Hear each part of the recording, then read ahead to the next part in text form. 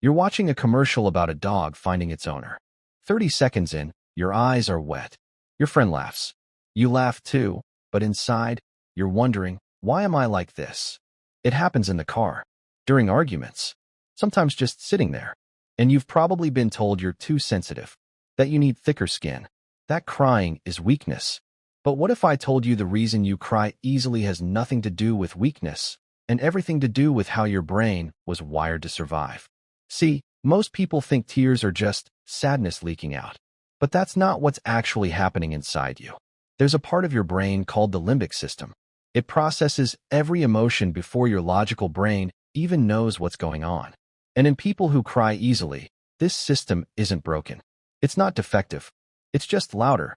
Research from the University of Pittsburgh found that people who cry easily have higher levels of prolactin, the same hormone that regulates emotional release.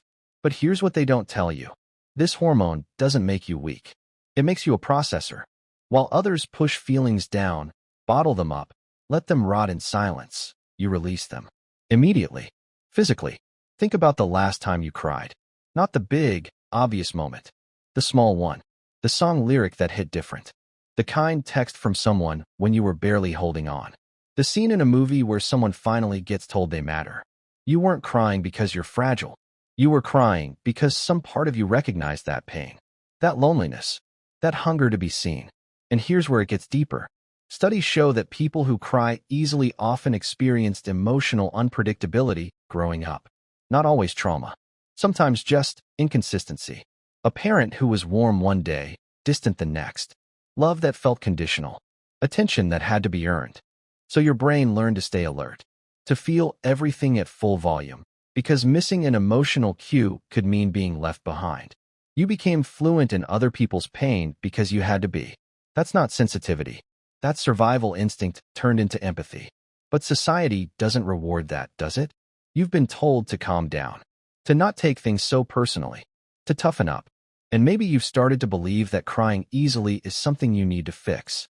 Except, neuroscientist Dr. William Fry found that emotional tears actually remove stress hormones from the body. Literally, crying isn't a malfunction. It's a release valve. It's your body protecting you from carrying weight that doesn't belong to you. People who don't cry easily aren't stronger. They're just storing it differently. And sometimes, that storage becomes anxiety, becomes numbness, becomes explosion. So when you cry over something small, a memory, a sunset, a stranger's kindness, you're not overreacting. You're feeling the full weight of being human in a world that asks you to pretend you're not. You're letting your body do what it was designed to do. Process, release, and make space for something new. And the people who love you, the real ones, they don't need you to stop crying. They just need you to stop apologizing for it. Because here's the truth they won't tell you. The world needs people who feel things deeply, who cry at commercials and songs and small acts of kindness, who haven't numbed themselves into functioning. You're not too much. You're just awake. If this made something click for you, if you felt a little less alone in your own sensitivity, subscribe. Not for me, for you. Because understanding yourself isn't indulgent. It's survival. And you deserve to stop questioning the parts of you that were never broken to begin with.